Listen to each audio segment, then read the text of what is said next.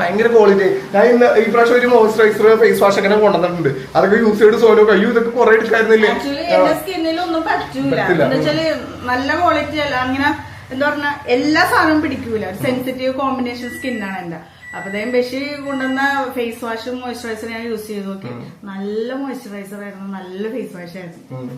അപ്പൊ നല്ലൊരു സുഖം. അപ്പൊ ഞാൻ പറഞ്ഞു ബഷി നമുക്ക് അത് ഇറക്കിയിട്ട് നമുക്ക് അത് കൊടുക്കാൻ. അപ്പൊ നല്ല നല്ല ഇമ്പോർട്ടഡ് നല്ല നല്ല ചൈനയുടെ കൊറിയയുടെ ഒക്കെ നല്ല ക്വാളിറ്റി ഐറ്റംസ് ഒക്കെ നമുക്ക് കൊണ്ടുവന്ന് തരാം. അപ്പൊ വേണ്ടവരൊക്കെ ആ ടൈമിൽ BB1980 പേജിലേക്ക് എത്തിയിട്ട് വാങ്ങിച്ചാൽ മതി. അപ്പൊ നമ്മുടെ ക്രീമിനെ പറ്റി ഒരുപാട് ഫേക്ക് റിവ്യൂസ് അവരവരുടെ റീച്ചിന് വേണ്ടി ഓരോരുത്തരുടെ വ്ളോഗ്സിലൊക്കെ ഇടുന്നുണ്ട്. ഒന്ന് ആലോചിച്ച് നോക്കിയാൽ എന്റെ ഭാര്യ യൂസ് ചെയ്യണത് എന്റെ ഭാര്യ യൂസ് ചെയ്യുന്ന ആ ക്രീമിന് എന്റെ ഭാര്യക്ക് ഇല്ലാത്തൊരു പ്രോബ്ലം. അതേപോലെ തന്നെ കണ്ടമാനം കസ്റ്റമേഴ്സ്, അതായത് എനിക്ക് ശരിക്കും പറഞ്ഞിട്ടുണ്ടെങ്കിൽ ഇത്ര വർഷത്തിൽ ലക്ഷക്കണക്കിന് കസ്റ്റമേഴ്സ് ഉണ്ട്.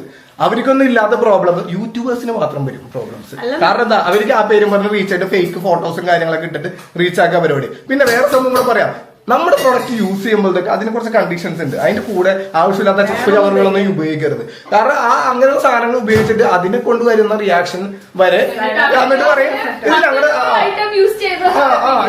ഞങ്ങളുടെ പ്രോഡക്റ്റ് കൊണ്ട് യൂസ് ചെയ്ത് വന്നാണെന്നുള്ള ഇതും പറയും. അതും വേറൊരു സൈഡിലുള്ള ഒരു കഥയാണ്.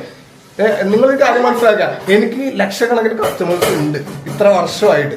സ്ഥിരമായിട്ട് യൂസ് ചെയ്യുന്ന കണ്ടമാനം കസ്റ്റമേഴ്സ് ഉണ്ട്.